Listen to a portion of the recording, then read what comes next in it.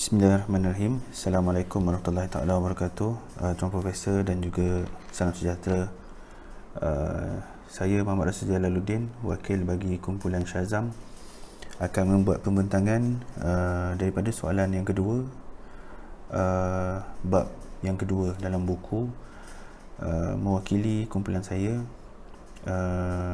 Pembentangan kali ini ialah tentang perbandingan antara konsep racism dan juga ethnocentrism. Okey, saya mewakili 8 orang ahli kumpulan. Saya bernama Muhammad Rasul bin Jalaluddin. Yang kedua Muhammad Anwari bin Mas'ud. Yang ketiga Muhammad Amir As-Saleh bin Rusli. Yang keempat Muhammad Nur Syaza bin Muhammad Jamal. Yang kelima Saiful Syahir bin Muhammad Sopah. Yang keenam Muhammad Ammar bin Muhammad Nasir. Yang ketujuh Nur Alam Sastil bin Muhammad Firdaus. Dan yang ke-8 Muhammad Zarif Lutfi bin Isa. Terlebih dahulu, sebelum kita pergi kepada konsep racism dan ethnocentrism, saya ingin membentangkan dahulu ataupun saya ingin berkongsi dahulu apa yang dimaksudkan sebagai ras. Ras pada asalnya, pada maksudnya ialah sebagai suatu kelompok sosial dengan tanda pengenalan kolektif berdasarkan ciri-ciri fizikal yang nyata seperti yang boleh kita nampak, contohnya warna mata ataupun warna kulit ataupun warna rambut lah, yang mana warna kulit merupakan ciri yang paling utama yang digunakan bagi membezakan kumpulan manusia. Manakala bagi etnik, apa yang dimaksudkan dengan etnik tersebut ialah dari sudut bahasa, iaitu satu kelompok manusia yang mengamalkan budaya yang hampir seragam dari sudut adat resam mereka, ataupun dari sudut pakaian mereka, ataupun daripada sudut bahasa, ataupun daripada kegiatan ekonomi. Sangat berkait rapat makna etnik dan juga dengan konsep ras ataupun konsep bangsa. Baik, kita berpindah pula pada takrifan dan juga perbezaan bagi racism dan juga ethnocentrism. Doktor, racism bagi dalam maksudnya iaitu satu kepercayaan bahawa bangsa sendiri lebih mulia berbanding dengan bangsa lain.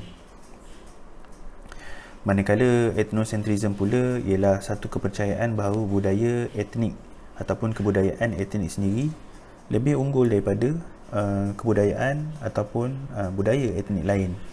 Dari sudut kegiatan ekonomi mereka, dari sudut kegiatan ataupun pakaian mereka, dari sudut bahasa mereka, lebih mulia, mereka rasa lebih unggul, lebih elok daripada etnik lain. Mereka ditakrifkan sebagai ethnocentrism.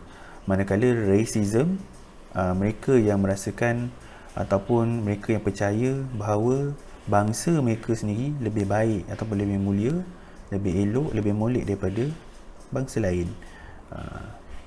Kedua-dua racism dan ethnocentrism, dua-duanya melalui satu garisan perbezaan yang sangat halus dan sangat nipis, iaitu racism ni merujuk kepada ketakjuban terhadap bangsa sendiri, manakala ethnocentrism merujuk kepada ketakjuban satu-satu etnik itu terhadap bangsa mereka sendiri.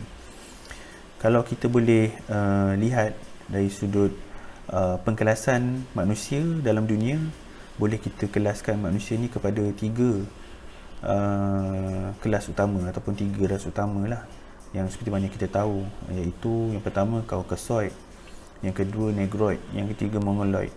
Ini dapat dibezakan melalui warna kulit. Seperti Caucasoid menunjuk kepada bangsa ataupun ras race Caucasian, manakala bagi Negroid, mereka-mereka yang warna kulit mereka sedikit gelap ataupun hitam, kita boleh panggil mereka kaum ataupun bangsa Negro.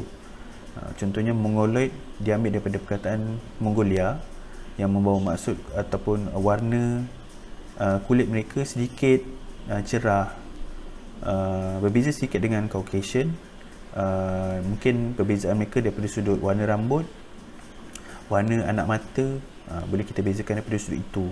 Jadi itu 3 kelas ras utama dalam dunia lah. Mereka itu semua dikelaskan ataupun dibezakan melalui ciri-ciri nyata yang terdapat pada mereka. Macam tu. Tapi walau bagaimanapun, daripada pengkelasan ras tersebut, banyak juga kalangan manusia yang dah pun lalu proses perkahwinan campur yang membuatkan keturunan mereka berubah daripada sudut rupa paras, daripada sudut warna kulit, warna anak mata, warna rambut, sehingga tak dapat lagi kita kelaskan ke dalam mana-mana 3 pengkelasan tadi, 3 kategori ras tadi. Jadi dalam konteks tu, doktor ataupun profesor, maksud saya, ianya sesuailah kita kelaskan kepada etnik, kerana ciri-ciri nyata yang terdapat pada manusia tersebut dah pun berubah, dah pun melalui proses perubahan. Selain daripada itu, tak dapatlah kita nafikan bahawa terdapat pelbagai etnik dalam negara kita, Malaysia.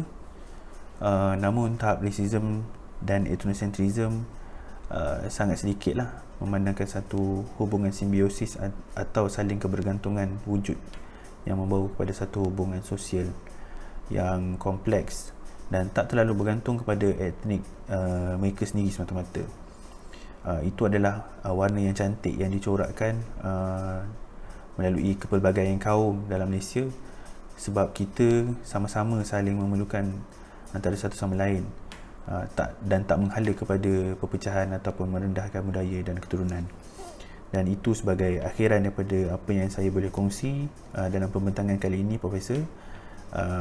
Terima kasih atas perhatian Profesor, dan doakan kami berjaya dalam setiap apa yang kami usahakan melalui kursus-kursus yang kami ambil di Universiti Kebangsaan Malaysia ini. Terima kasih, Doktor. Assalamualaikum warahmatullahi wabarakatuh.